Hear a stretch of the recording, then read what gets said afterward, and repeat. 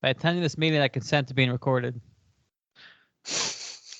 All right, I wanted to see, like, we're gonna let everyone know they're being recorded, but Dylan beat us to the punch on that one. It's been a hot minute since we've all been recording a Skype call, so I guess it's nice to know that they've reminded us once more that it's common courtesy. Let someone know they're being recorded, right? I mean, I guess, but also if you're getting together to record a show, it would be weird if it wasn't recorded. Yeah, the expectation's there. Yeah. Well, hello everyone. My name is Corey, and with me is John and Dylan. Hi. And this is the Smark Avengers. And it's been a hot minute since we've made one of these. Yep. I'd say a hot year. It's been about a year. When was the last one? Oh, gee, April, I think. April. It's not too bad. No, it's been worse. We've done worse. With worse episodes? Yes and no. No, all of our episodes have been 5-star classics. So this is what, relaunch number 3? I think so. Well, I mean, it's in the spirit of comic books that you do relaunches every now and then, right? Yeah, this relaunch the new number 1. This is a reboot. Yeah, this is a reboot. Mm-hmm.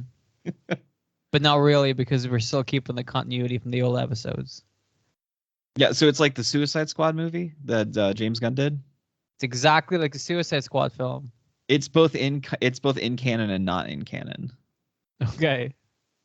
So it's a sequel, but it's not a sequel.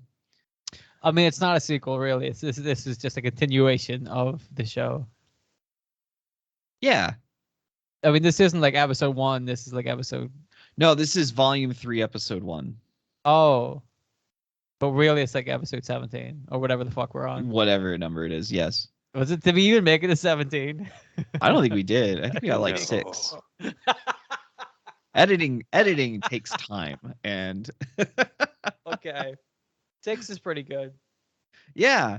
Well, to kind of give everybody a reminder, this is a comic book and comic book related things show.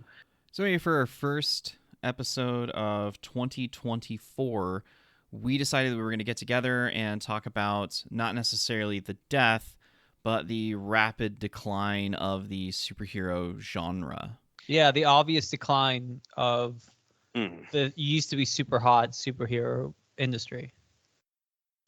So what we're talking about is we're going to really parse this down to the Marvel Cinematic Universe and the movies that came after the fact. Like, we're not going to get into the 90s Batman movies or like Ghost Rider or the Blade Trinity or anything like that. We're going to focus solely on movies that occurred after the MCU officially launched. And kind of just talk about the history of it, talk about our own experiences with it and when or if we ever fell off, as well as kind of go over some numbers and talk about some potential root causes as to why they aren't doing as hot as they used to. So, I guess if we're going to start anywhere, we start at the beginning, which the very first Marvel Cinematic Universe movie was Iron Man with Robert Downey Jr. That, in addition to kind of restarting his career, kind of gave birth to the whole Marvel Cinematic Universe, specifically the very first end credit scene that people parody the fuck out of now, which is the Samuel L. Jackson telling somebody about the Avengers initiative, which I've been really thinking about lately. Did they call themselves the Avengers before or after Phil Coulson was killed by Loki? Or I can't remember that detail. I'm pretty sure it was before, yeah. I think it was always called the Avengers Initiative. Okay. Do we know why it was called the Avengers Initiative? Who knows?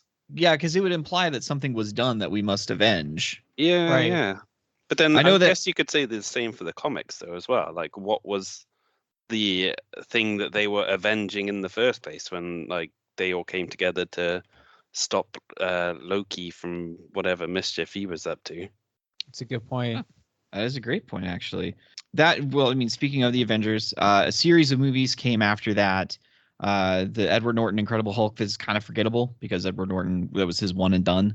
Iron Man 2, Thor, and Captain America, the First Avenger. and that led to the very first Avengers movie that saw these really kind of blew up the genre from that point on. Iron Man came out, I was in college, and that was, what, 15 or so years ago? Yep, 2008. 2008. So were you immediately on the, there's this Iron Man movie coming out, I'm going to check it out? Did you know who Iron Man was? Like, what is your entry point into the Marvel Cinematic Universe? Yeah, I think we knew who Iron Man was because, I'm going to assume that John also watched the Iron Man cartoon that was around in the 90s. Oh, yes. So we're both... That started with Tony Stark with a sweet mullet hammering some stuff. Yeah. We all remember that theme song. The theme song was amazing, yeah. Class. So, Iron Man, I don't know what it was about that Iron Man film, because Iron Man was never like, my favorite was always Spider-Man or the X-Men. I'm like, Iron Man's pretty cool. I'll go see him. I liked the idea of Robert Downey Jr. as Iron Man because I feel like there was a lot of like similarities between the two. Yeah. Two very successful people that kind of like got derailed by alcoholism. And both of them have a mechanical suit that allows them to fly. So, yep. We all know this about Robert Downey Jr. It's he got a lot of trouble with that suit. But I remember when he busted out in the Back to School Rodney Dangerfield movie. I had a lot of editing to take that out. Remember the bit in that Charlie Chaplin film he did where he was just one time he's just Iron Man? Like, I don't think it's a silent Iron Man. Yeah. It was really weird. We're really impressive for the time. The special effects are amazing. Unbelievable. How do you do that? All steampunk though, a lot of steam valves. Yeah. This is what the people have been missing. I don't think so. So they had to they had to start somewhere. And at the time, the Avengers, and if you listen to this and you came in through comics, or maybe you just were interested in kind of seeing three strangers talk about this sort of thing. At the time, the Avengers were kind of on life support, comic book wise. I think when did Brian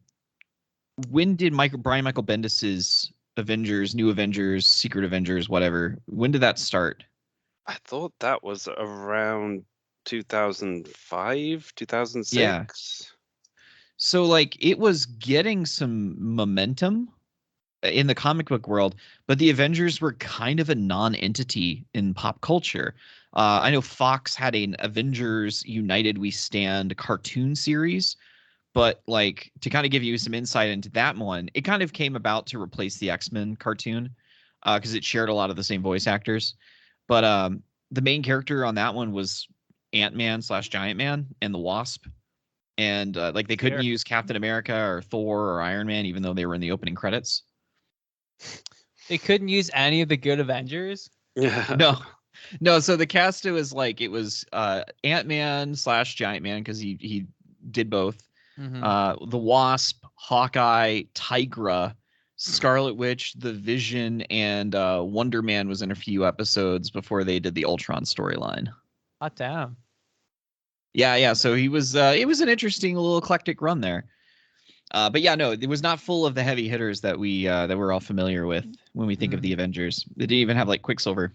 Yeah. So the Iron Man kind of kicked it off. Then we had Incredible Hulk, Iron Man 2, which I kind of think is largely forgettable.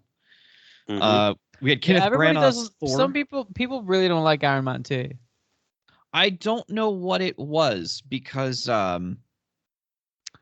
oh geez, I'm forgetting the actor's name now. John, you'll know it. Played Justin Hammer.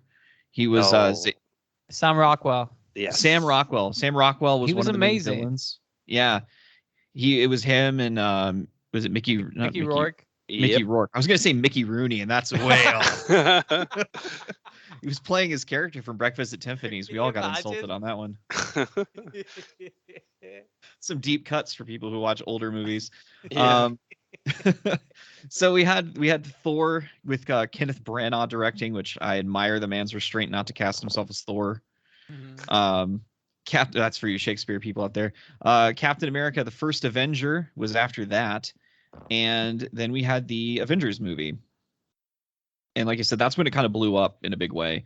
But we were kind of talking about how we got into it. I know you guys started with the Iron Man movie. Did you like see the others? Yeah. I think that was it, right? That like the way they wanted it to work kind of worked out perfectly. Was that Iron Man was the first step in the rest of the story, and you watch Iron Man and go, "That was a surprisingly good film. I wonder what else they're gonna do." And then, oh, if you liked Iron Man, you're gonna like Thor and Captain America. Though I think Captain America, I don't think I seen. I think really that was the first one. No, I did see the first one. It was the second one I didn't see.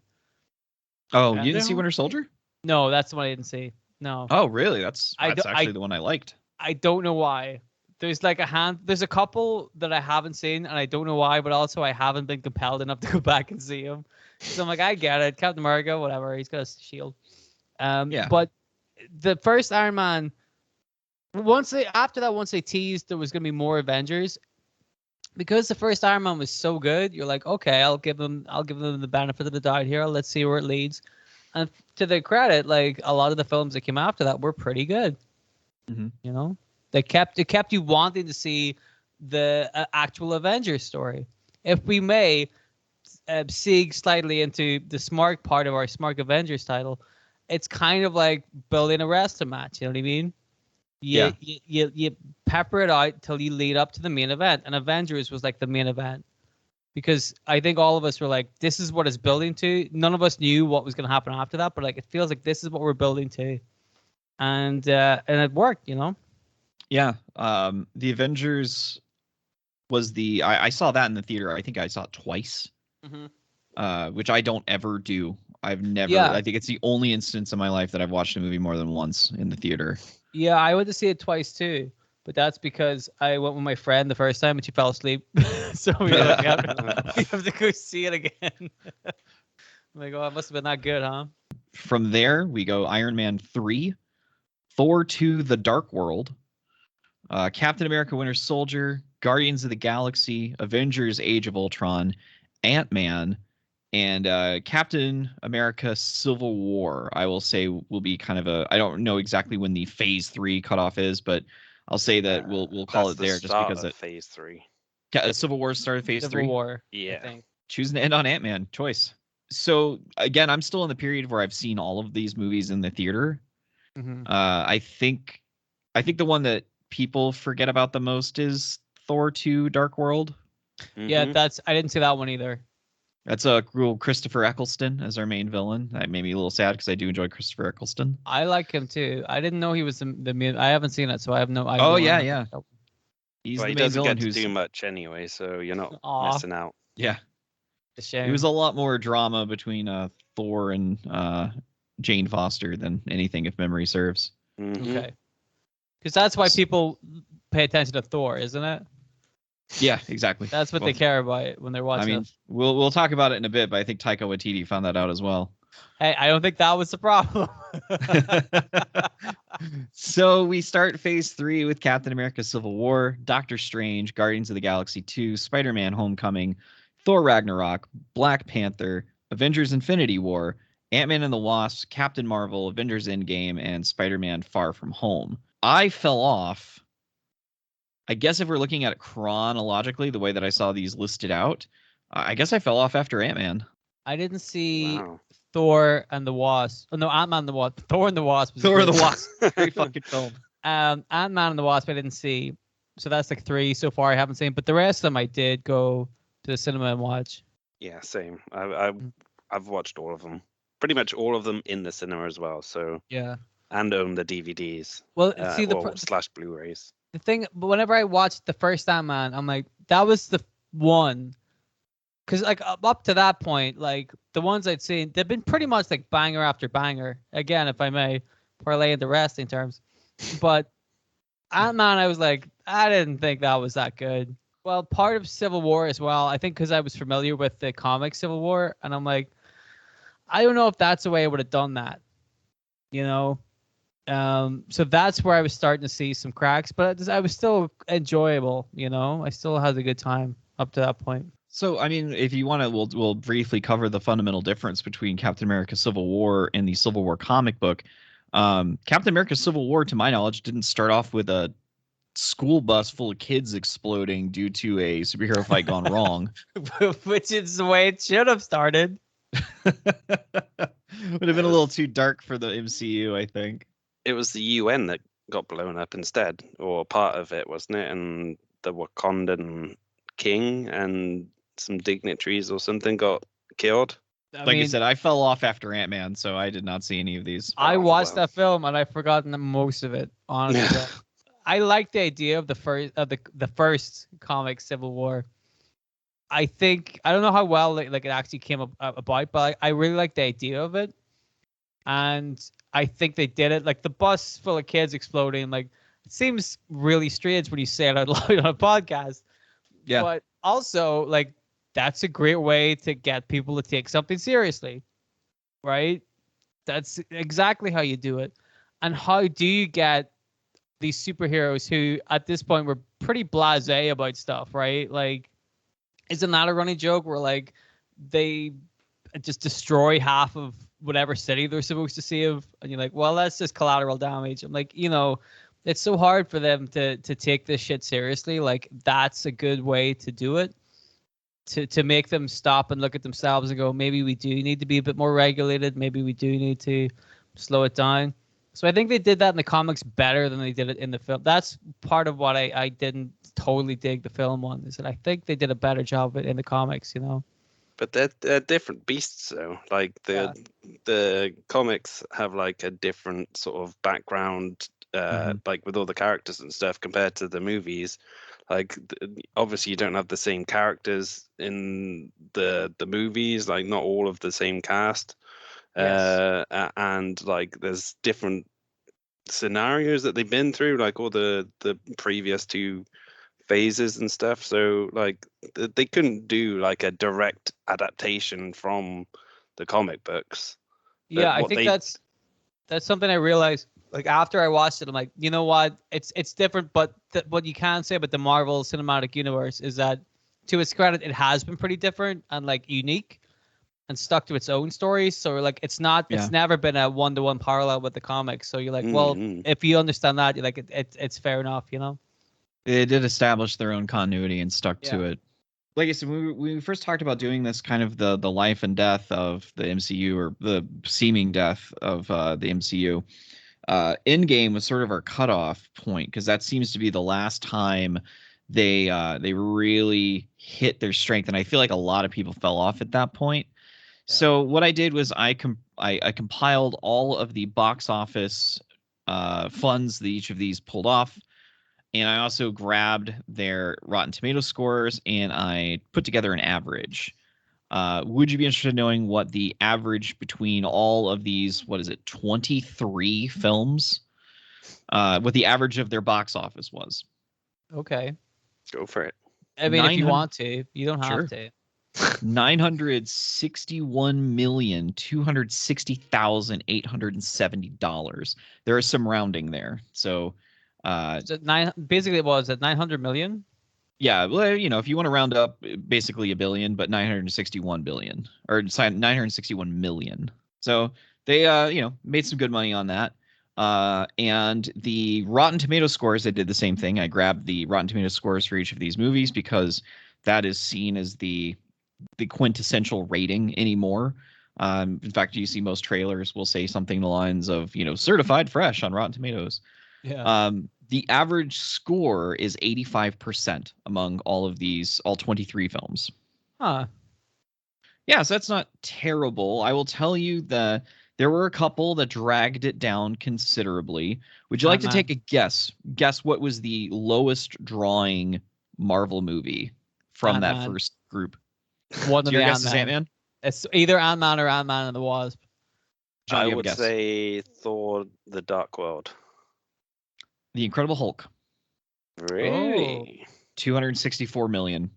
Huh. Would you like to take a guess at the lowest Rotten Tomato score? Ooh.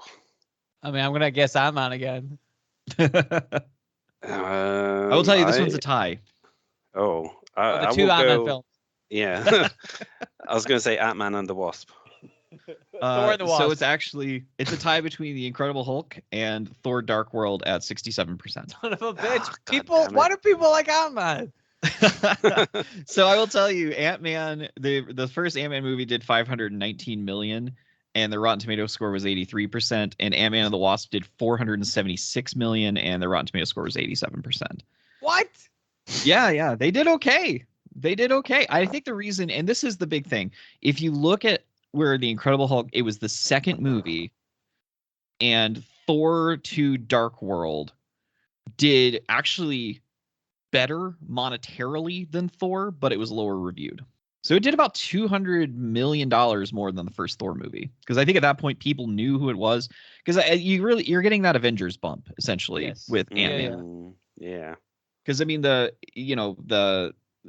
Iron Man did 585 million, Incredible Hulk did 264, Iron Man 2 did 624, Thor did 449, Captain America did 370, and then the Avengers came out and those numbers they didn't get that low again until Ant-Man and the Wasp at 476. I told you. Yeah, so if you want to go, Ant-Man and the Wasp is the lowest monetary drawing movie post Avengers in that first group. What did Iron Man 3 do? Iron Man 3, 1.2 billion and 79%. That's pretty good. Iron Man 2, though, did 624 million and 72%. Yeah. I liked Iron Man 3. Iron Man 3 was good. I love the twist at the end. I'm like, that's fucking brilliant. Oh, yeah. That was so good.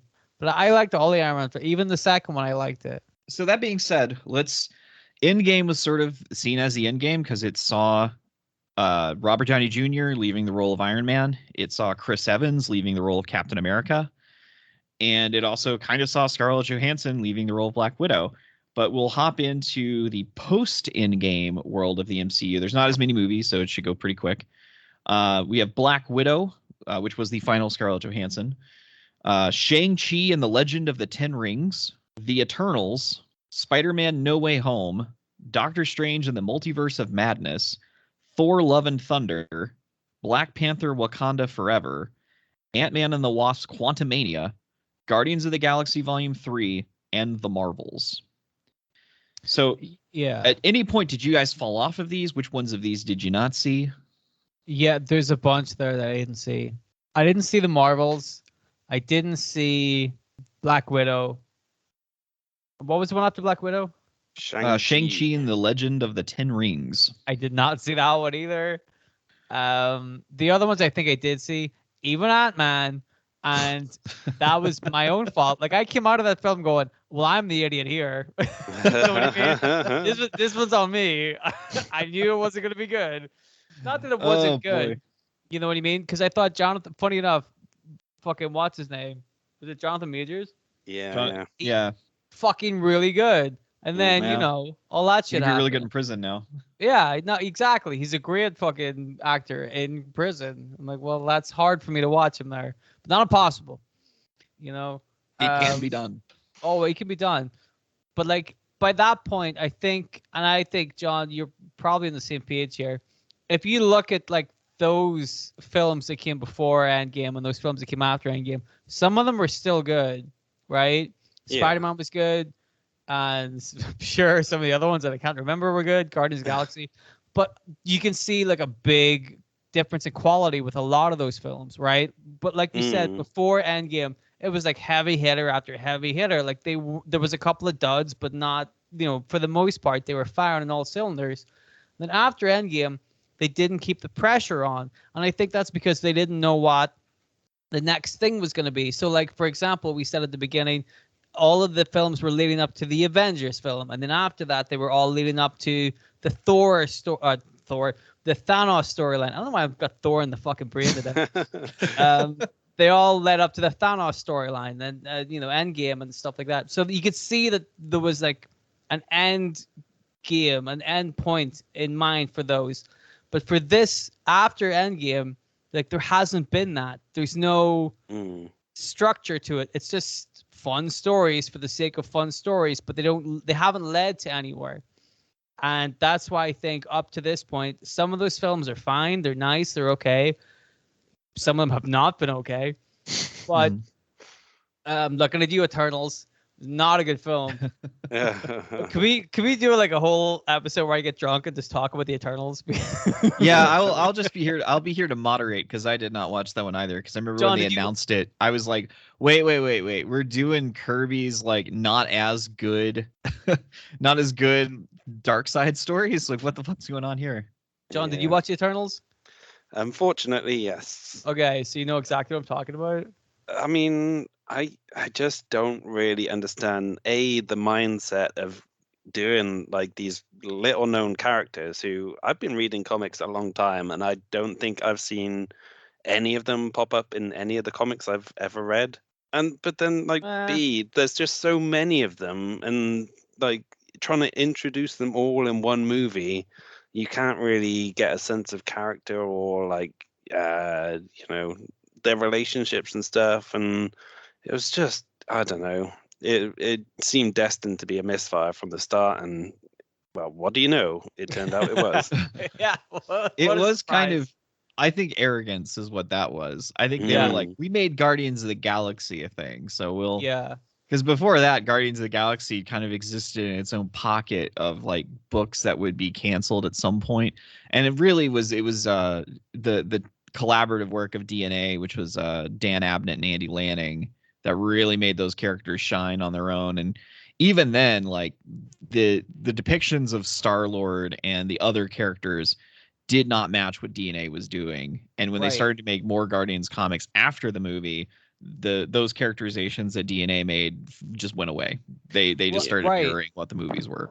Right. Like even though the comics at the time wasn't at all what the film ended up being, which I don't know. Again, like to their credit, I think that was part of it, because Guardians of the Galaxy 1 and 2 ended up being like my absolute favorites of the Marvel films. And like you said, they made it a success story, because before that, I didn't know who the fuck the Guardians of the Galaxy were. I didn't care. So it was one of those things where I kind of went into the cinema going, okay, let's see if this is any good. And then he came out of it going, holy fuck, they did it. Like, they made me care about the fucking talkie tree and a raccoon. Like, they did it. Yeah. But because it was tight. It was really fucking well done. All the characters got the right amount of screen time and were played perfectly. They're very, very different people. All clearly very different people. But Eternals had none of that. Eternals had too many people that were all kind of fighting for position, and it was hard to care about them because none of them got enough screen time to tell you who they were, what they were about. Like, it was just a mess. And then at the end of it, you're like, well, like it tried to be like really big and epic, but by that point, you're like, I don't care. Yeah. Nobody cared, you know? Before I go into the numbers for what these movies did, I will say that I'm not counting the Disney Plus series because there is no box office information there, and I think that's really like the money, or the dollars and cents of this, quite literally. Theoretically, I could find out how many Disney Plus subscribers they are and like multiply that number by the cost of membership. But then again, I'm just counting at that point how many people could have potentially seen it, and that's not fairly accurate.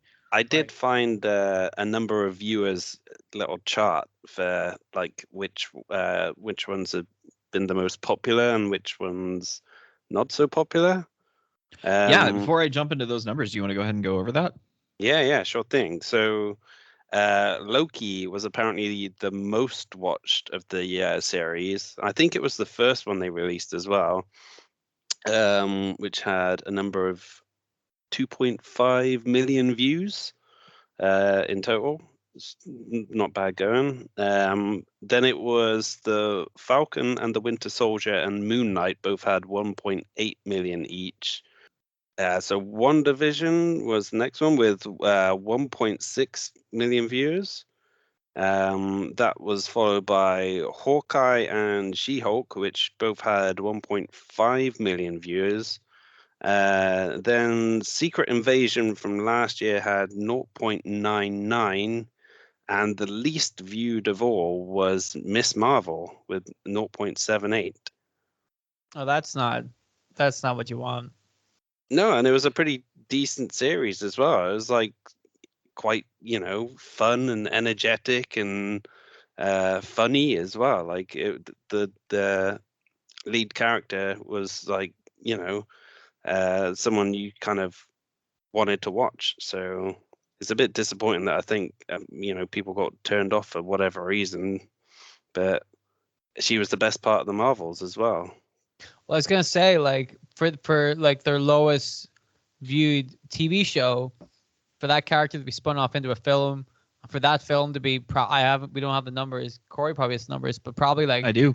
a pretty low rated film. Like, technically, that's not gonna look super good, even if the film itself is probably like, I haven't seen it, but I don't know how good it is, but it's probably good. The show I've heard is pretty good. Like, you know what I mean? Is it one of those silly internet boycott things where they just boycott somebody that isn't a straight white man?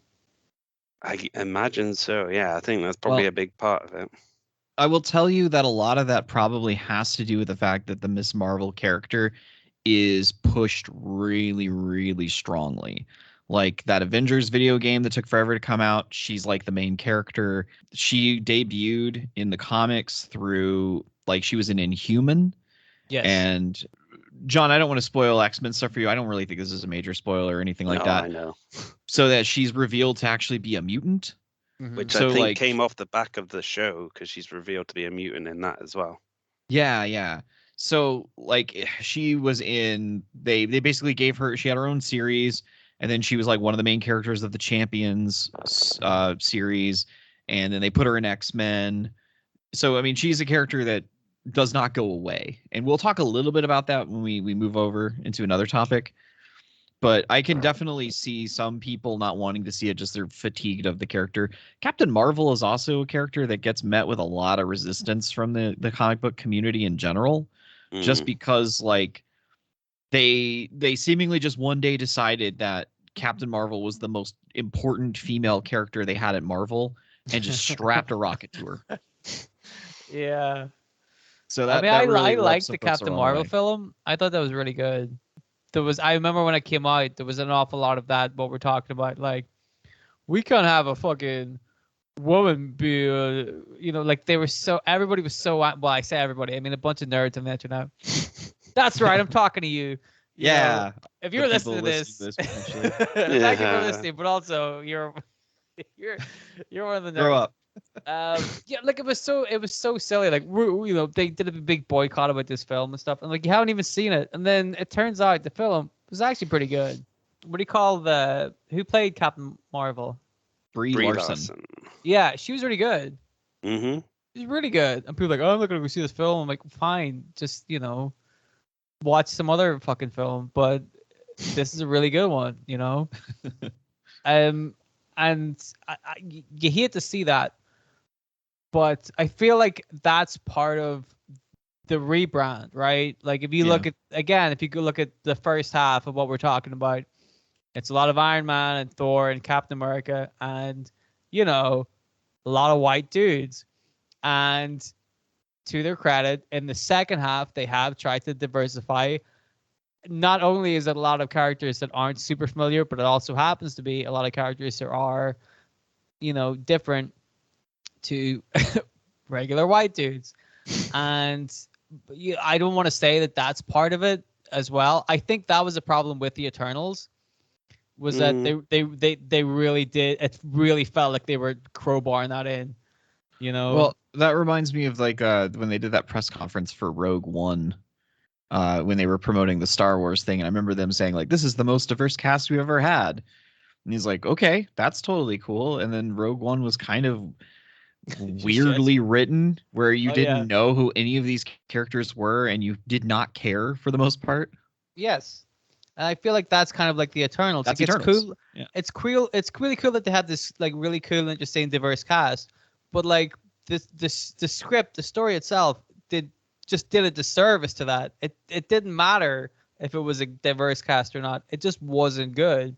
And the fact that they had tried, like the fact that they did seem like they were trying to use diversity in this film as one of those selling points, made it very clear that it seemed crowbarred in. And they didn't have to do that, especially whenever they did have loads of other characters they could have used, which they, like what we're talking about, the Miss Marvels and stuff like this, Captain Marvels, that you can do easily and show diversity and show really good, strong characters. But it didn't feel like they did that with the Eternals, you know? Well, they were basically what the Avengers excelled at is if you'd seen the other movies, you already knew who these characters were, so you could focus on more of their interactions instead of establishing them. Right. Even like when you look at Star Wars, and Star Wars was about establishing this massive thing, they focused on just a few characters, and then other characters were just kind of meant to fill in the gaps.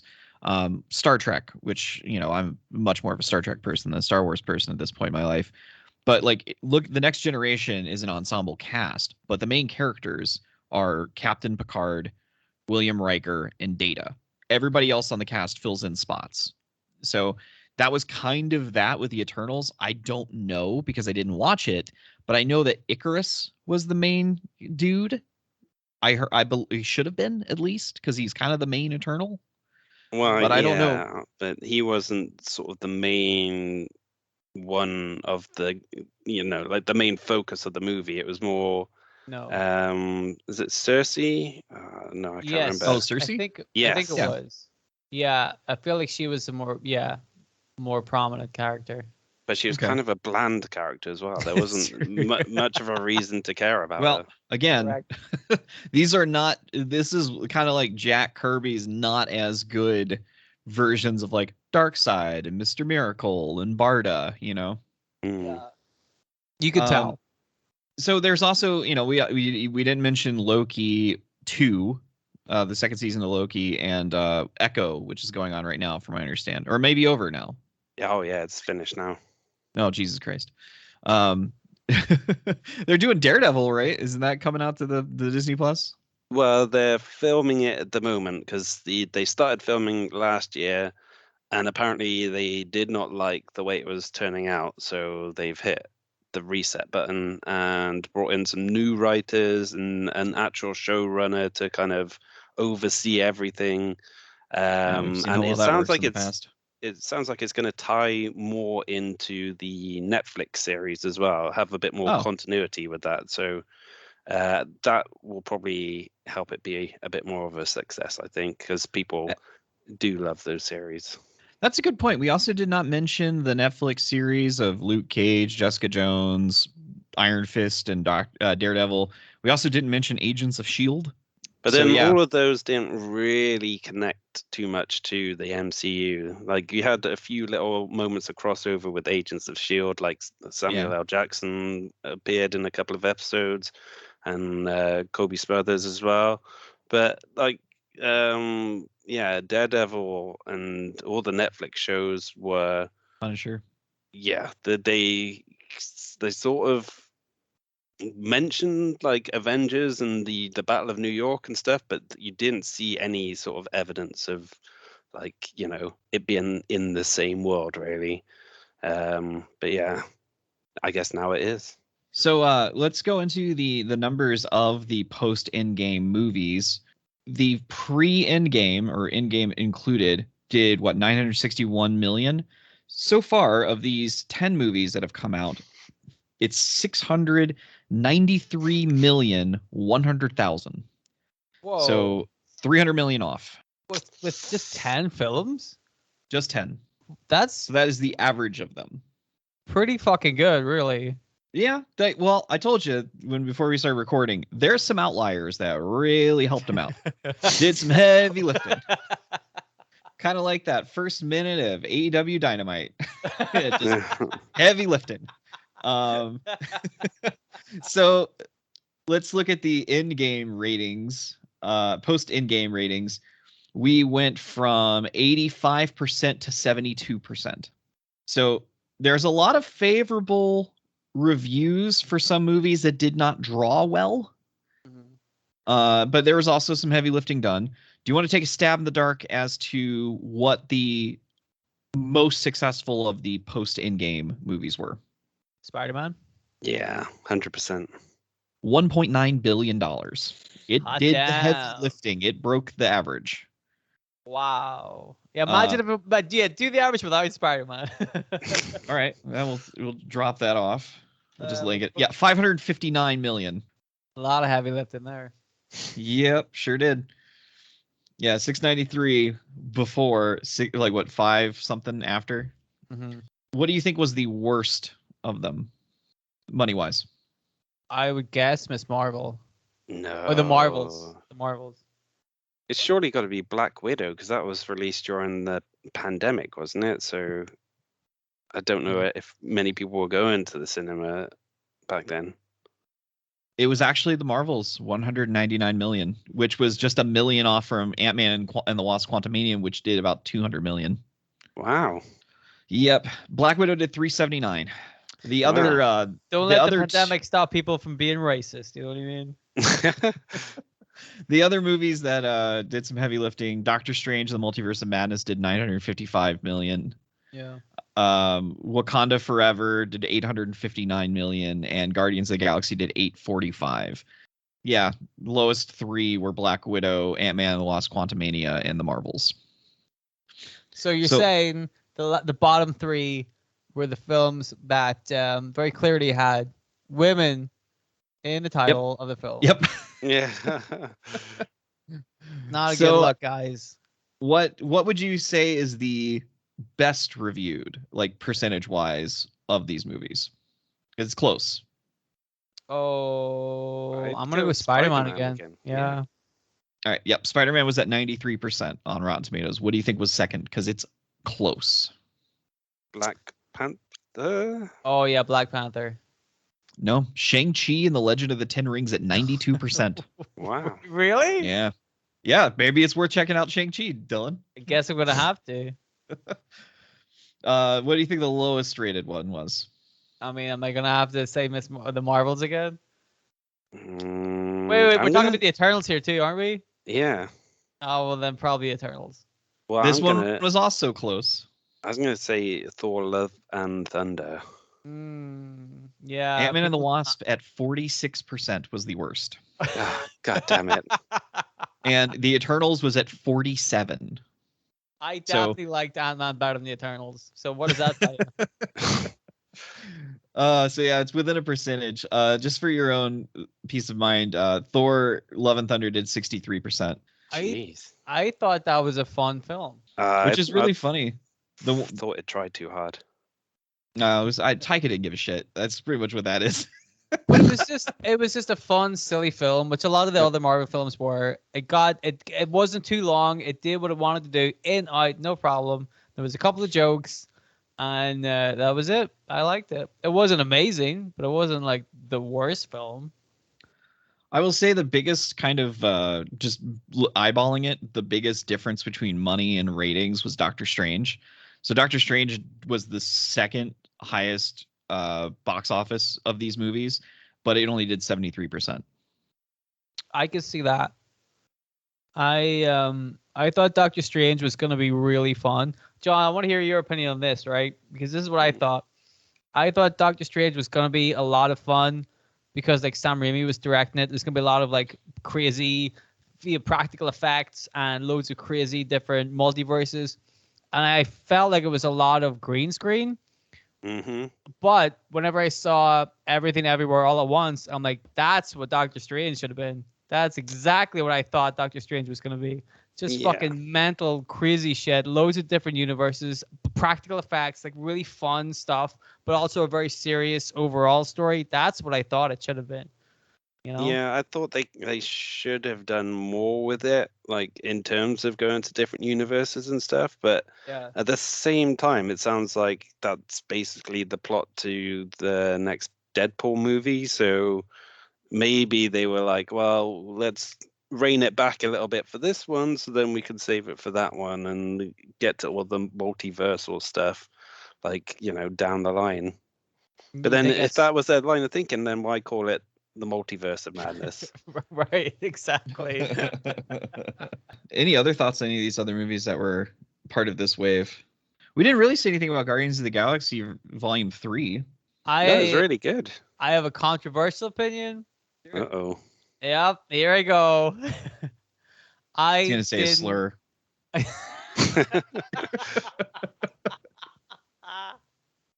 Fucking raccoons. I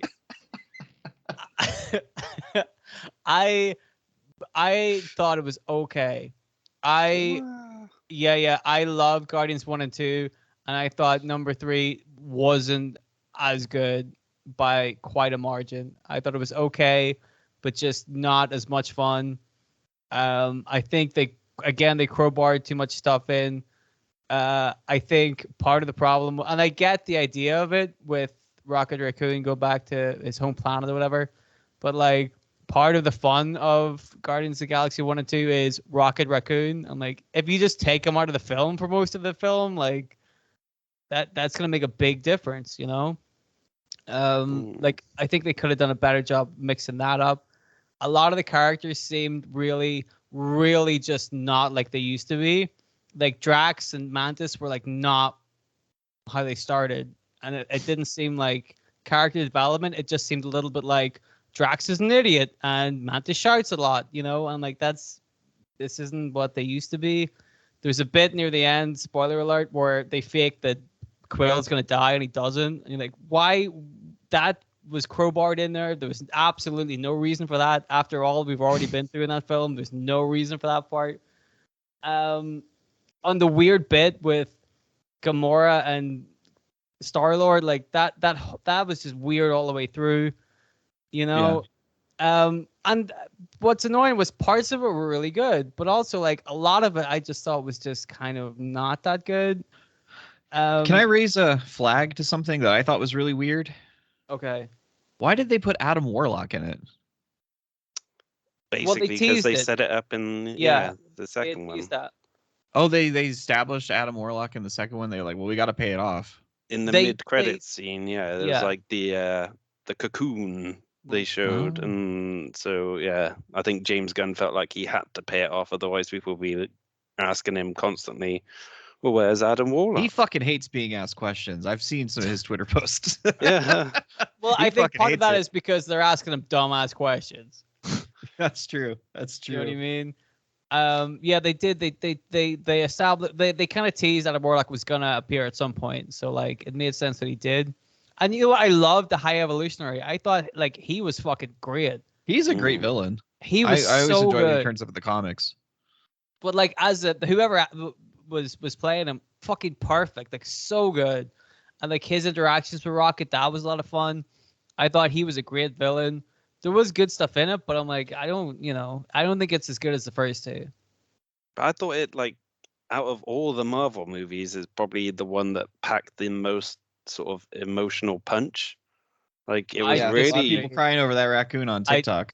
I disagrey. Yeah, you've got a black heart, Dylan. It's true, but I feel the like doctor said there's nothing he can do about it.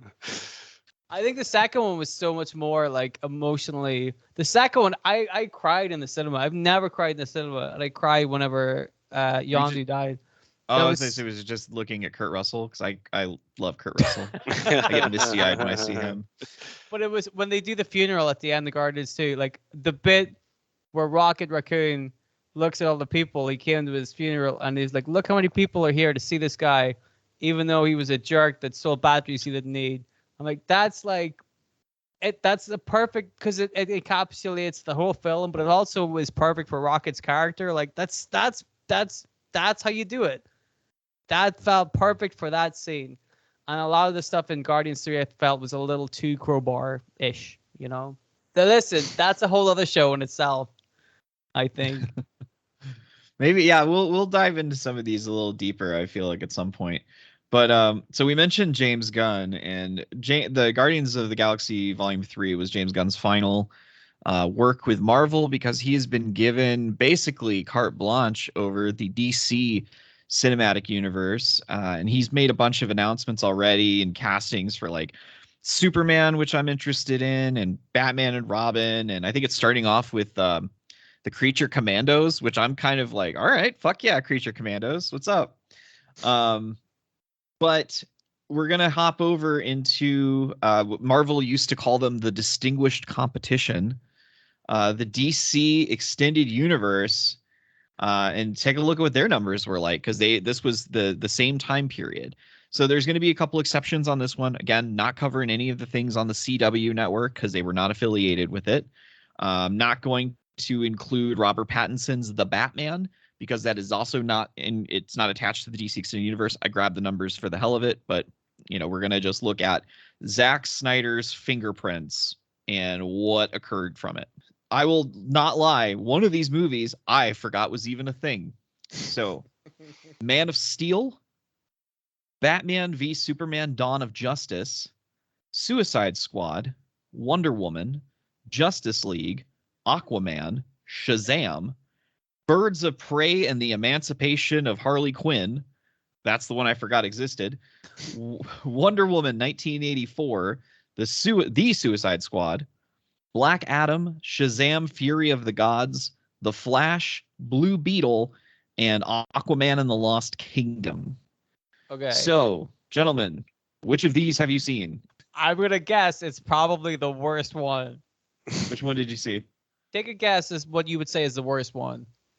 I mean, I'm looking at the numbers. I can tell you exactly which one was the worst one. No, in your opinion. Which one? I thought I didn't see all of these. Again, I fell off superhero movies real fucking hard. I think the last one on these I saw was Aquaman, but I had seen all of the ones aside from Batman v Superman: Dawn of Justice.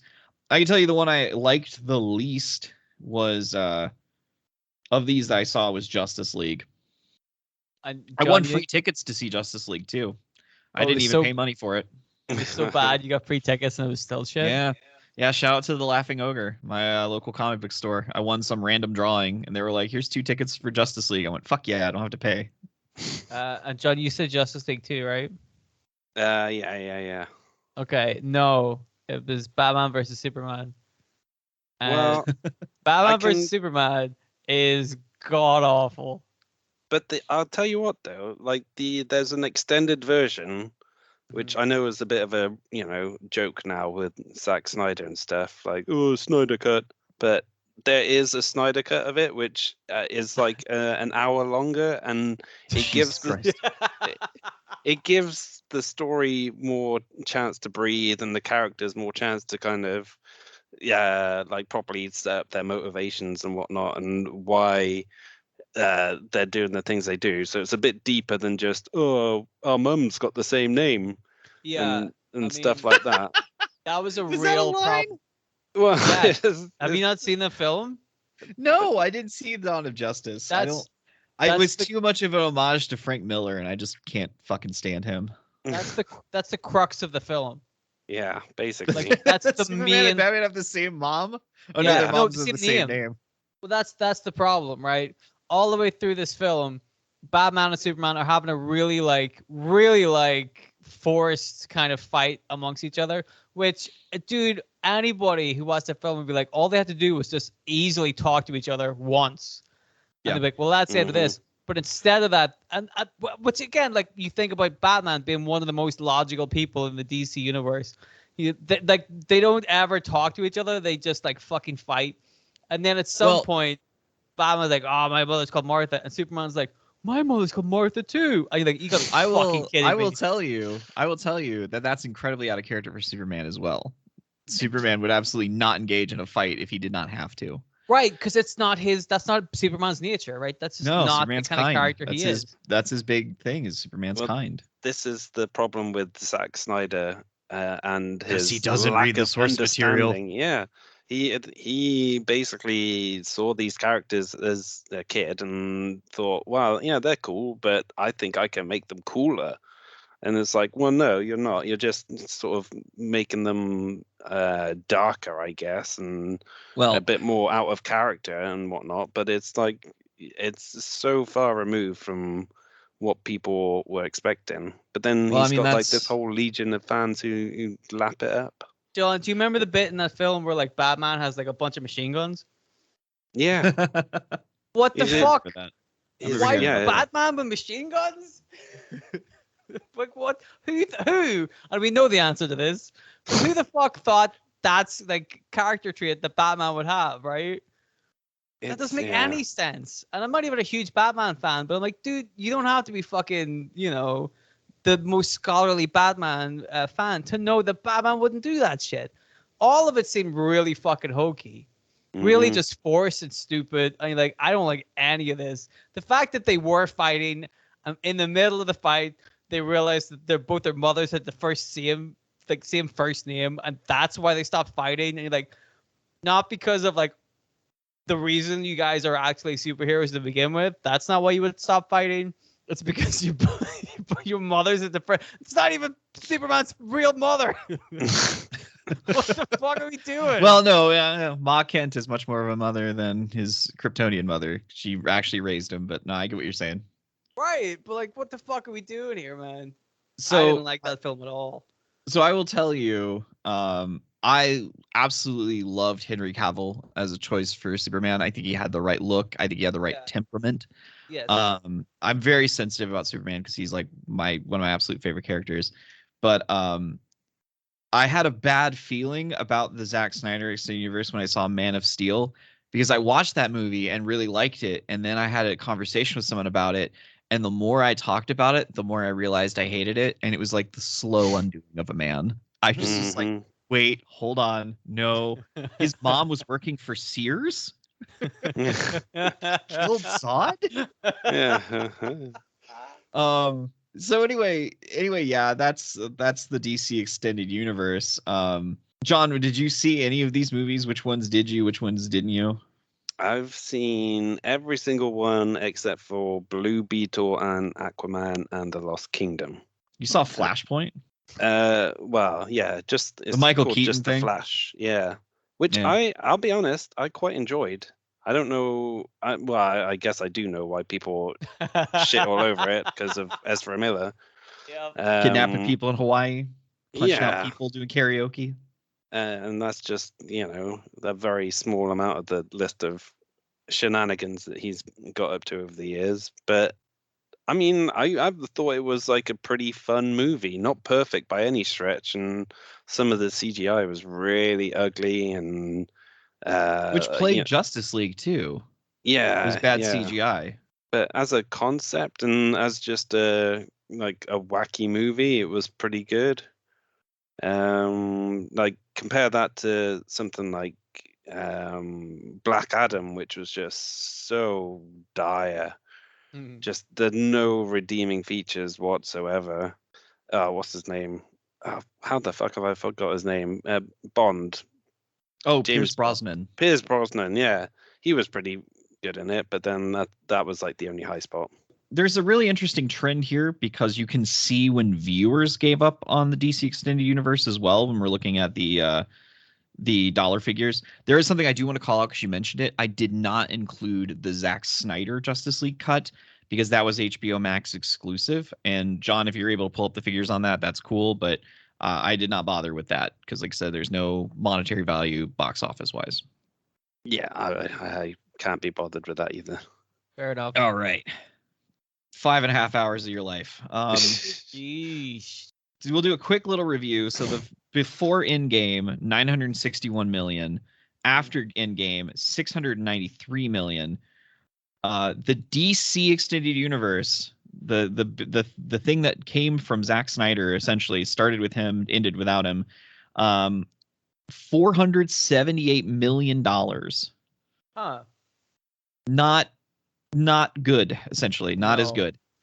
No. And we'll look at the average of the Rotten Tomatoes. We have before Endgame 85%, post Endgame 72%, DC Extended Universe 57%.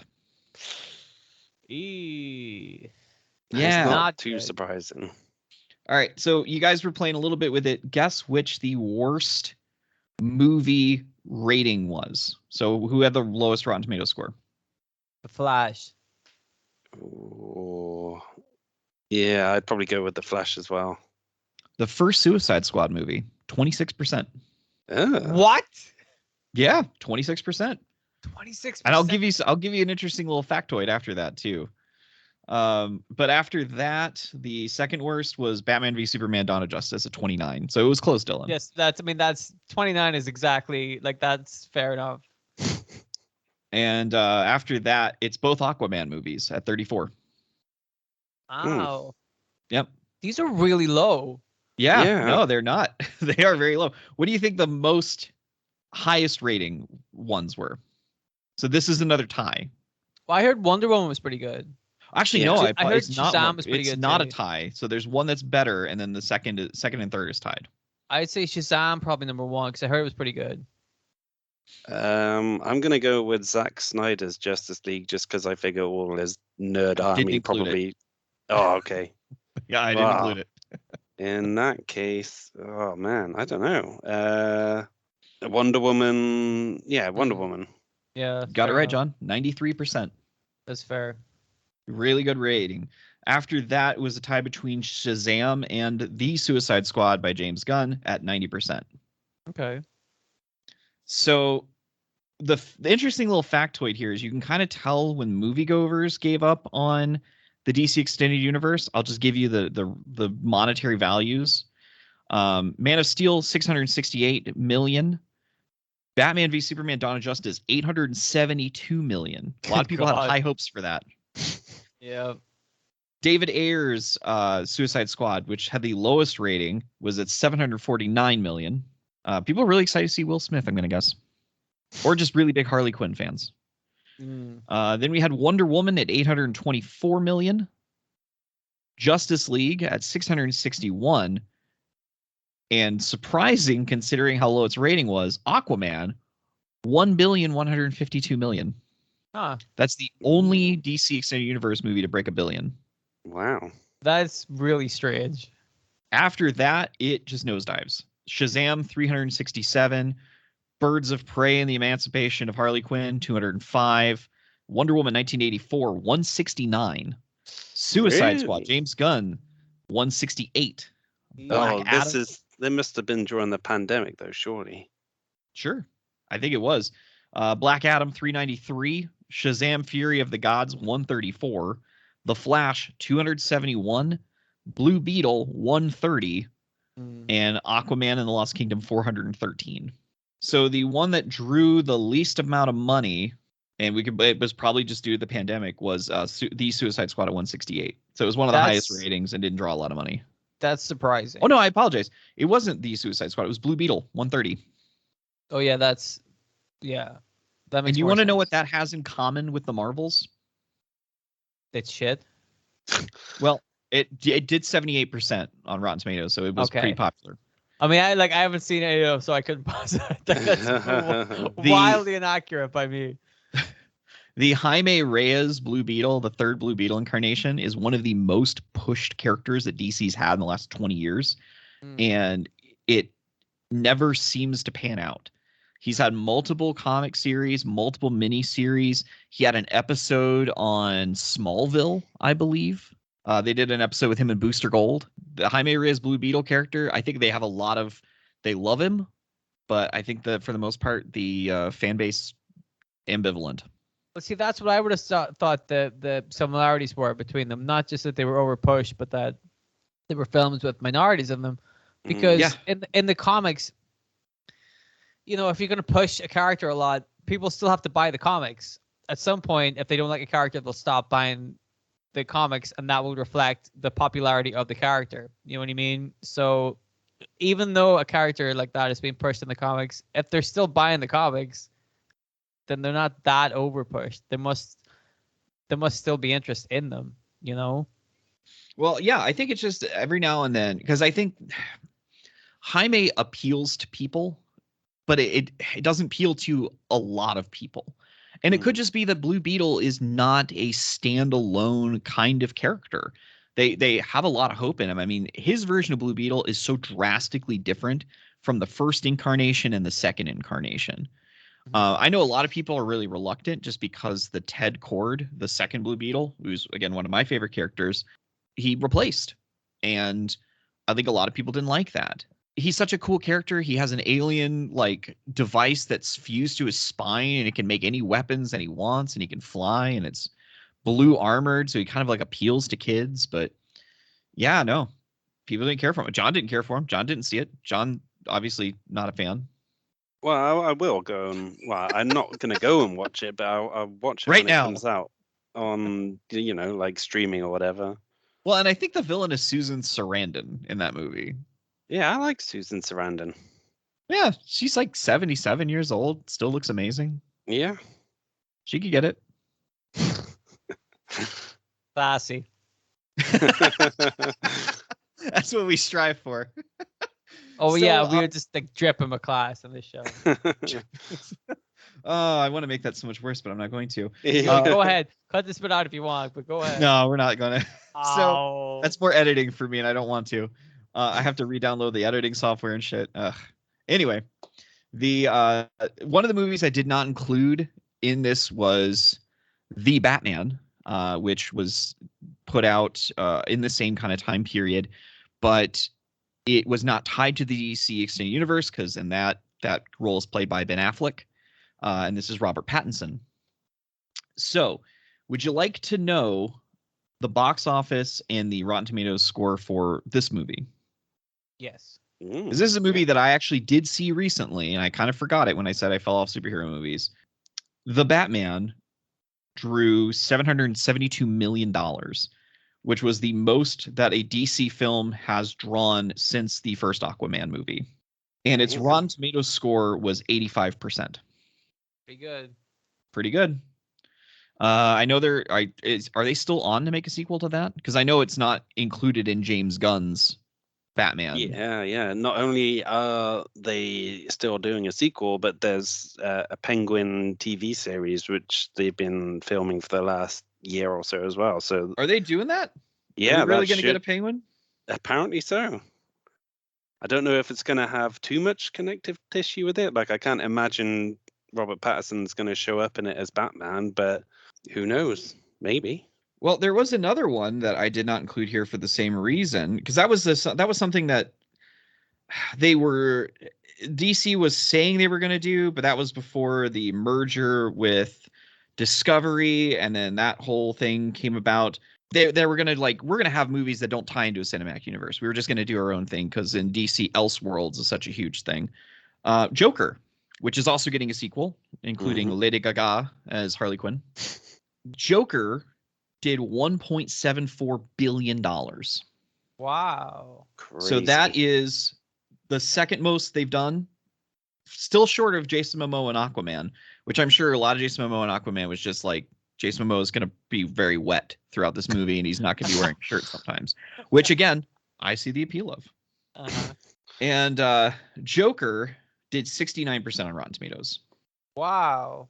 Yeah, Joker didn't do so hot for some people.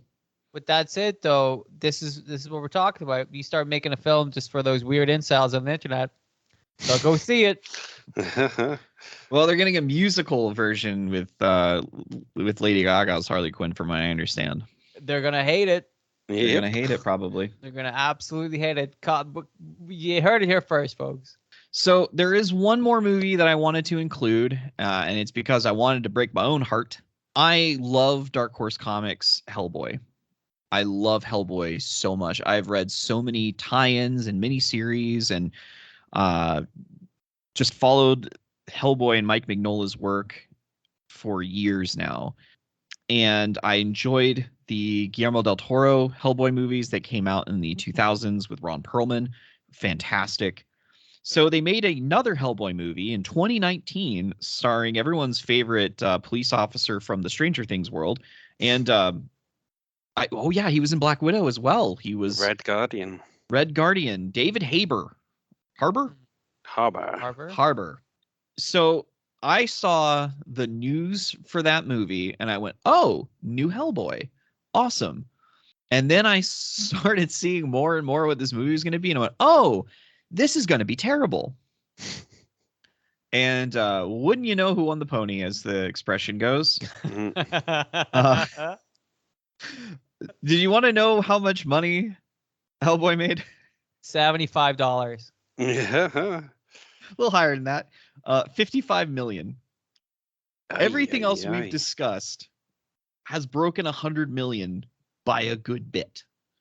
Like, I think the lowest that we have that did not break it was Blue Beetle at 130. Blue Beetle at 130 broke 100 million. This did not break 100 million. It was only 55. And it also gave us the lowest Rotten Tomatoes score out of everything we've talked about. Want to take a stab in the dark at what that one is? Just to let you know, I think the lowest score that we have to this point is David Ayer's Suicide Squad at 26, and it is lower than 26. 7. Oh, I will go 13. John was closest, 17. But mine had a 7 in it, so Yours did have a 7. We will give you credit for that. So yeah, people not interested in seeing Hellboy on the silver screen once more.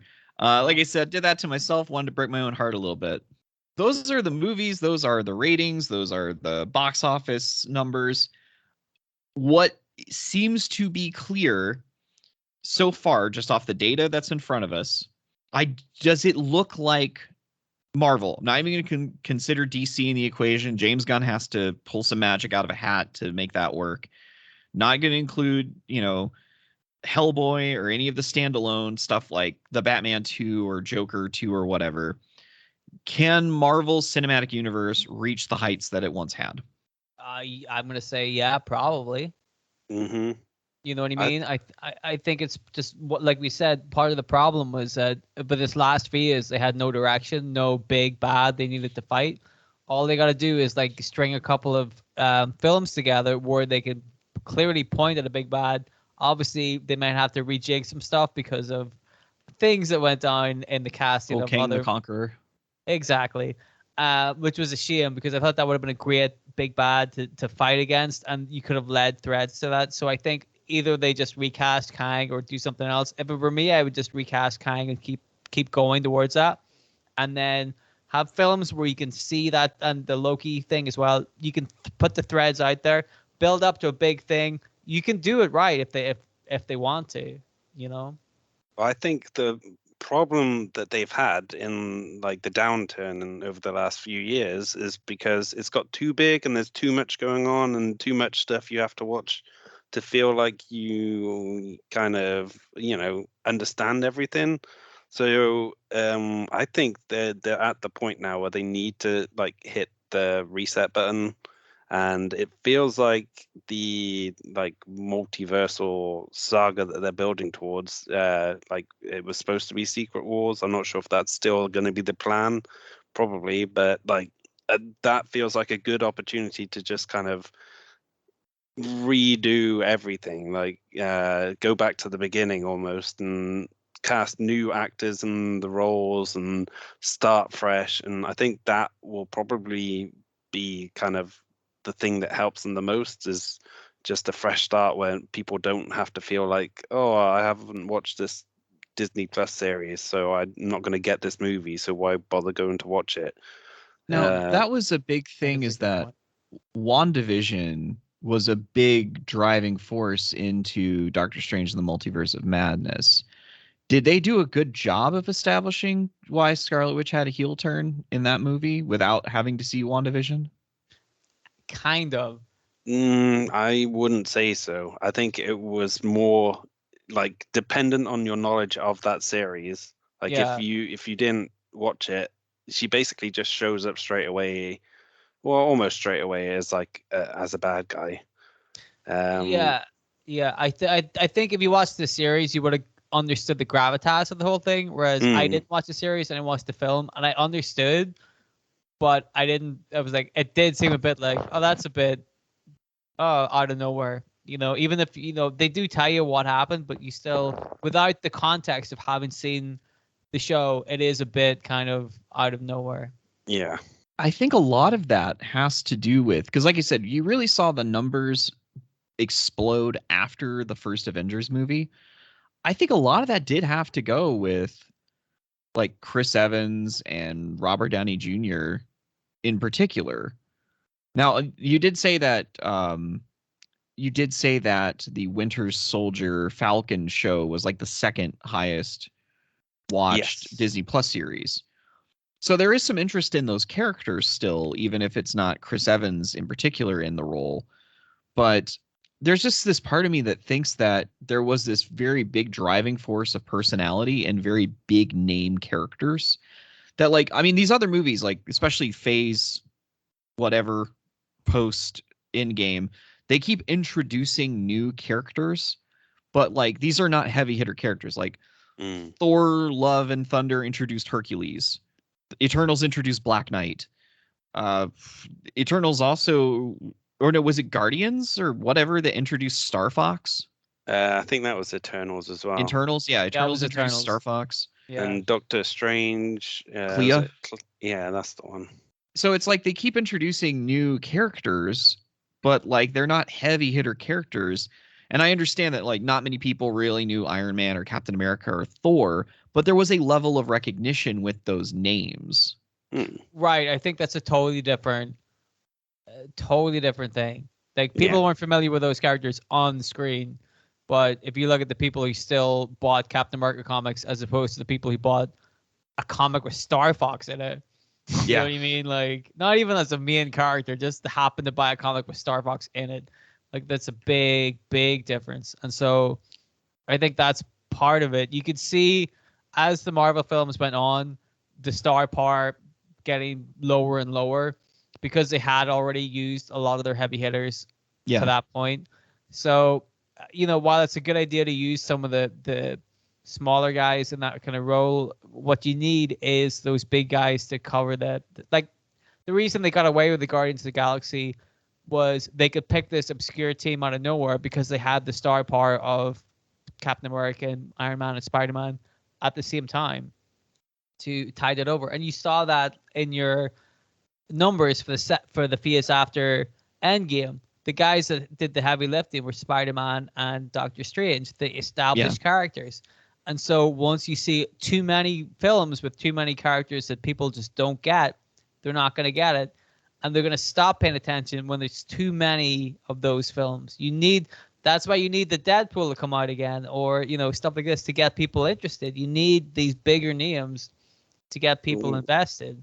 Fantastic Four. Like, obviously they've been building, well, not building towards it, but they've been talking about doing Fantastic Four. I think they announced it like in 2020 or something like that. It was a long time ago, and we're still waiting for like casting news, let alone when it's actually going to come out. So, but that's one of those big names that they need to get sorted soon to get people interested, because people will be interested in the in an actual good Fantastic Four film where the bad guy isn't a cloud. That's what people want. Well, John, you just brought up you brought up something that I completely forgot about, which was Deadpool. Deadpool was very popular. We didn't talk about any of the X-Men movies either, because again, they're not really into the extended universe quite yet. I know that there's some. I know Deadpool is going to be considered part of the extended universe apparently. Yep. Yeah. So I'm going to focus on Deadpool because I'm not going to look up all the X-Men movies. Fair enough. I don't want to depress myself even further. Because like I'm a kid of the 90s, as we all are, and the 90s was like the X-Men. Yes. So like that's kind of goes back to a point where the Avengers in the 90s looks like what the post-Endgame Marvel Cinematic Universe was. So like in the 90s, the Avengers lineup included like Cersei and Black Knight and Hercules and Giant Man and Tigra. And that was like the brown leather jacket era of the Avengers, where the Avengers were just like a collection of people. Yeah, it's just a bunch of fucking necessarily dudes. like the heavy hitters. Yeah. And that's what caused when Brian Michael Bendis came in, he did the storyline where Scarlet Witch loses her fucking mind and the Avengers get disassembled, and then you start new Avengers, and that's when he added like Luke Cage and Wolverine to the lineup. Spider-Man, was Spider-Man that? Yeah, he was. Yeah. So, all right, Deadpool, the first movie, $782 million. Pretty good. Rotten Tomatoes score, 85%. Pretty good. Deadpool 2, which includes Josh Brolin as Cable, which I really enjoyed, 785 million, so almost within 3 million of the previous movie. Did not lose money. Deadpool 2, 84%, so within 1% of what it was.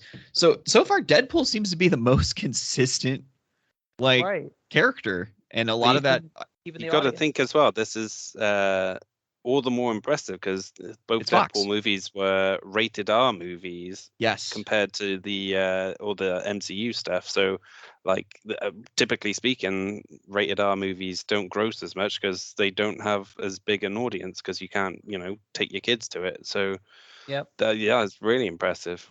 But also you Yeah. take into account a couple of things. Like number one, I think they kind of missed the boat comics wise. There was a point in time where there was like 15 Deadpool comics coming out, and this There's only film one came now. out like years after that.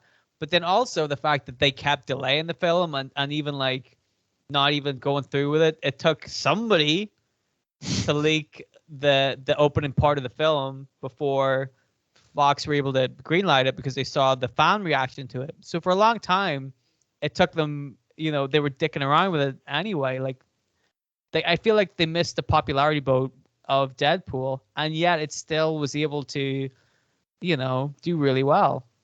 So I think a lot of the Deadpool success though is absolutely driven by like Ryan Reynolds' passion for the character, and that very famously started because in a Deadpool comic, somebody asked Deadpool what he looked like without his mask, and he said he looked like Ryan Reynolds, like mixed with the Sharpay. Yep. Yeah.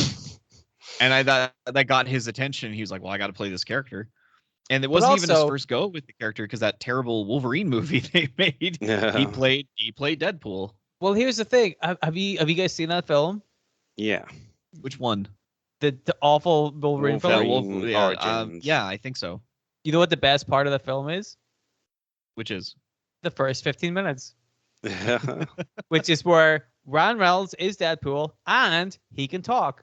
Yeah. Yes. Like, listen, I don't want to be that guy, but also, who the fuck thought what we got to do with Deadpool is sew his mouth shut?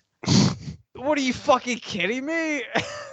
Oddly enough, I can see the in-character motivation for why the people experimenting on him did it, because his character was a smartass and was constantly running his mouth. So if they were going to make him a subservient, like, agent for whatever clandestine organization, but they didn't want to hear him fucking talk, I could see why they would seal his mouth shut. Right, but also it's a terrible decision. Yeah, this is a film people want to watch. Yeah. You know what I mean? That storyline works in a comic. Yep. Because then you don't get to hear Ryan Reynolds talking. Do you remember? I remember when the images of that scene where he reappears with his mouth sealed shut and he's got Baraka arms. And when that first happened, I thought it was fake. I was like, no, they wouldn't do that. Why would they do that? Like, that was a Photoshop. I can tell by the pixels. Yeah. Oh no. No, it was real. It was real. It was damn real. And it was a piece of work, man. It was real. Because that's what sucks about that film. If you do watch the first 10, 15 minutes of it, it seems like it's going somewhere. And then for the next fucking hour and a half, it doesn't. And that's what sucks. It had like real potential, and they just fucked it up like every step of the way after that. You know what I mean? Watch the first 15 minutes and then just go and do something else. Well, we were talking about we mentioned we weren't really going to talk about the X-Men movies, but they had some really shining moments. I thought the first. Should we do like an episode about the X-Men films? Yeah, it might work better as a standalone, just because there's some shining moments, and then there's a lot of moments that aren't. I think there's a lot to talk about just the X-Men films we could do. Yeah, well, again, we're also children of the 90s, so we're always going to be a little more interested in X-Men than some of the other things. I think all three of us are pretty big X-Men fans. I think that's been well established on the show. So I guess if, we're recording a lot longer than we normally do, but there's just a lot to cover between the first wave was 23 movies, So there's a lot to cover, but if you could tie a bow on this, what is your main takeaway from kind of going over these movies and what worked, what didn't work, how much they made, the ratings? What would you say is your closing statement, Dylan? Oh, okay. Number one, don't make another Eternals film. Number two, you can see comics wise and film wise who are your heavy hitters. Heavy hitters, right off the bat, you're talking about Spider-Man, Iron Man, Captain America. Even if you're not talking about the X-Men or the Fantastic Four that we don't really have, the film rights to or haven't come out or whatever, gloss over that. But you can clearly see who the heavy hitters are, and they have an ingrained fan base already. So that's what you want to do. You want to have a Spider-Man film come out. You want it to be good. Then you're going to get lots of money and lots of ratings. Well, okay, real quick. We won't go too long on this, but there is another series of movies I completely forgot because of the nature of them, which is you mentioned Spider-Man. Yes. When Marvel got the right to start using Spider-Man, it came with the caveat that Sony could still make movies with Spider-Man characters. So we're Venom, Venom 2, Okay. Morbius, Kraven the Hunter, which is coming out next year. Oh, Madam yeah. Web, which I think is out this weekend, oh boy, when I saw that one, I was fucking surprised. Me too. Me too. So like you look at the DC Extended Universe and you look at that and you're like, yeah, maybe DC's not off too bad. Well, I think that's the other takeaway is that even if you look at like Marvel's not so good period, like after Endgame, it's still eclipsed like the whole time that DC have been putting films out. That's quite telling. Less films than DC was putting out. Yes, Like exactly. this wave of Marvel is only 10. And if you think about, we didn't talk about it, and I'm sure this will be an episode too, but if you think about like what we would consider to be the classic Batman films, you know, the Michael Keatons and then the ones from the 90s and stuff, a lot of people went to see them. Yes. A lot of people went to see them. A fraction of those people went to see Robert Pattinson as Batman. Yeah. What now? Is that a generational thing, or is that an actor thing? Is it a presentation thing? You know what I mean? I think and this is kind of what the argument that's not really been stated so far. I think it's fatigue. Maybe. I think that the market just got flooded. I mean, 23 movies in the first real big batch, and now we've got 10 more and more coming out, and DC's doing a second launch. When you look at the big heavy hitters for both groups, the heavy hitters should always be bringing in the people. Batman should always be bringing in people because people love Batman. Spider-Man should always be bringing in. Spider-Man brought in people whenever those films sucked ass. Like that's just what happened. So Batman should be bringing people in. If the big guns aren't bringing people in, that's when you have to stop and take a look at your product and go, what's going on here? Well, and I think that's what DC's looking at, just because they're hoping that James Gunn can do some of his Guardians of the Galaxy magic and like kind of fix stuff. But again, I think just the ship has sailed. I mean, like look at the difference between how much time had to pass between Joel Schumacher's Batman and Robin and Christopher Nolan's Batman Begins. A good period of time. And I think that's what it's going to take. I think you have to let you got to let the soil ferment. Right. Is that even an expression? It fucking is. I don't know what the fuck I'm talking about. You got to let the sourdough starter do what sourdough starter does. I feel like your first one was a way better turn of phrase. The sourdough one's not going to catch on. No, it's not going to catch on. All right. No. I just, for some reason, I'm really stuck on fermentation. I don't know why. Can we try to get the what was it? You have to let the sourdough do whatever the sourdough does. Do whatever sourdough does. Can we get that one? Can we get that on the T-shirt? Can that be the Smark Avengers T-shirt? Yeah, I'll get the I'll get the Etsy store started or the Redbubble or whatever. We'll get that sorted. That'll be on our Patreon page, but you have to. We'll have to create a Patreon page. Yeah, we've got like 4 subscribers. That's good enough, right? Do we have 4 subscribers? Holy shit! No, how many of them are us? Yeah. 3. Yeah. All right. Damn. What if only 2 of the subscribers were us? We're like, wait a minute. John, you son of a bitch. Support the brand. Why not? So what the last couple of minutes here taught me is that there's so much other shit we could talk about regarding this. I didn't realize how flooded the market was because I forgot about the Sony things and I forgot about Joker and Deadpool and all of the Fox X-Men movies. Holy hell.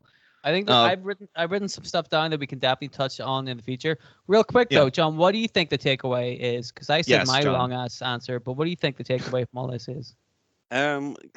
Sort of what I touched on before, like you can see where it's been sort of oversaturated and people have lost interest and it's too big and too expansive. But like I think both Marvel and DC need to hit that reset button. And obviously DC are doing that now with James Gunn coming in and setting up all these like movies and TV shows, which are all going to interconnect and stuff. But I think Marvel will benefit from it massively as well, especially now that they've got all of the heavy hitter characters under the Marvel banner, the like Disney banner, I guess, because they've got Fantastic Four from the start, they've got the X-Men from the start, they've got Daredevil. They can do like a full-blown Marvel universe and like do more interconnecting stories between all the bigger brands rather than having to rely on bringing in like the B teams and the C teams and Eternals and all that kind of stuff. So yeah, I think it is in a downturn, but like with everything, it'll probably pretty quickly turn itself around once they get a chance to start afresh. It's fair. I think that's valid. I don't know. I'm just maybe because like I said, I fell off really early in it, and I can't really explain why. I think I saw Ant-Man and I was like, I cannot see any more of these. That's fine. See? Maybe. That's what I'm saying. Yeah. Fucking Ant-Man. Yeah. Well, if they had started with Hank Pym and not, Scott Lang. Scott Lang, I'd have been maybe a little more invested, although I did like Michael Douglas in that role. Yeah. They had David Dastmalchian in it. I love David Dastmalchian. Put him in. He's fucking Polka Dot Man. Not a great endorsement right there. What do you mean? Oh, a lot of people really liked the James Gunn Suicide Squad. It had it was like 90%. This guy really played Polka Dot Man. He is an established actor. You know what I mean? He's great though. If you need somebody to play a fucking weirdo, he was in Dark Knight too. He was the Joker henchman that Aaron Eckhart like kidnapped and was interrogating. Yeah, okay. he's great. Creep. James Gordon, didn't he? Yeah, he plays a good creep. He also writes comic books tied all together. I think he is for DC, for not DC, but Dark Horse. He writes Count Crowley. Okay. He's a big old nerd, big old goth nerd. Who doesn't love that? Join us next week when we talk about the works of David Dastmalchian in full detail. Yes. I'll be totally honest with you. He was great in Dune. Holy shit, he was great in Dune. I haven't seen it. Boy. Anyway, yeah, I think like you said, the thing that I'm not as optimistic, I guess, as you guys are. I think that there is some just general fatigue. I know that a lot of the established auteur kind of directors have frequently come out and said that they're waiting for this to die off. Scorsese being the most famous about it. But I think sometimes comic book movie fans aren't as understanding, I suppose, of people with varying viewpoints. So like when Martin Scorsese, the man, the myth, the legend, says, oh, these things are like, going to an amusement park ride or some bullshit like that, and they get really upset about it. Yeah. What are you going to do? Again, to tie things together, a little bit of a correlation between comic book fans and wrestling fans. You know what I mean? Don't like it when other people tell them what to think. Yeah, they'll criticize your own, but don't criticize someone else. Yeah, don't have an opinion about the thing I like specifically. I'm like, other people are allowed opinions, man. Well, I think that'll do it for us. Like I said, it's a bit longer, but there's just a lot of stuff to cover. Yeah, we're back. We're gonna keep doing stuff by the sound of it. I got a better computer that will hold up to Skype recordings without turning me into a fucking robot or whatever the hell it was doing. Mm-hmm. And yeah, that's actually like the twist in like episode 17. When we get to episode 17. Yeah, it'll be revealed. I'm like Cyborg. Episode 17 of what volume though? Fuck. 4. Yeah, we'll get to volume 4. We're like a Marvel comic series now. They'll announce like, oh, it's a new ongoing, and then like partway through you realize it's only going to be like a 12-issue series. But then at the end of it, we do another run, but they start at like number 999 and work backwards. In the middle, we just reboot it and turn it into a totally new universe. So like none of the numbers make any sense.